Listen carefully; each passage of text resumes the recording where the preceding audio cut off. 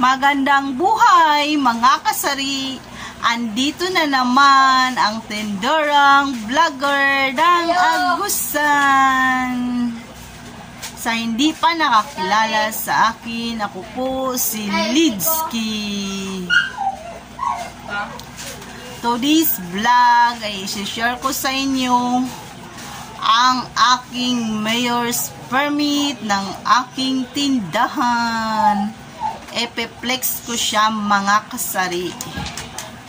Ito kasi yun mga kasari. Nag-renew ako ng aking mayor's permit last January. Ito siya. Last January 22. Kasi yun yung schedule namin. Tapos, yung nagbayad lang ako. Nagbayad ako, tapos hindi ko kinuha muna ito. Ito siya, hindi ko muna kinuha. Kasi nga, dati naman, 2021, wala namang naghahanap nito. Tapos, hindi ko pa rin kasi na-paid yung lahat na babayaran ko. Ang ano kasi, amount ng babayaran ko lahat sa aking taxes ay 3,068. Tapos, nabayaran ko lang siya ng 2,378 kasi nga, kapos sa pera ang tenderan nyo. Tapos, pwede pa naman siyang magbayad ng second semi-annual sa July 20. Babayaran ko yung 690. Kaya lang, mga kasari, may naghanap na ng aking mayor's permit. Pinuntahan ako dito ng mga tauhan galing sa City Hall. Hinahanap nila yung aking mayor's permit.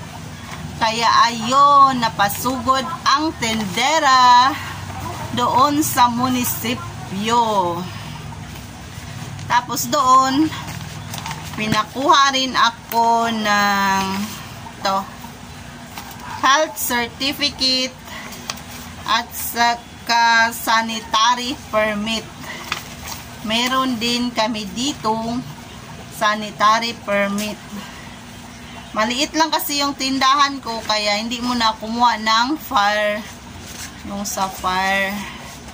Tapos ito, may ano na, barangay business clearance.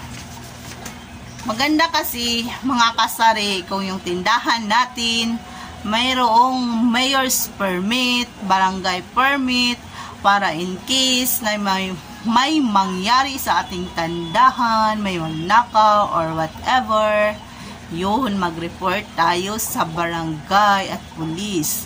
Kasi nga legal tayo, lisensyado ang ating negosyo. Kaya yun ang kagandahan kung may mayor's permit ka.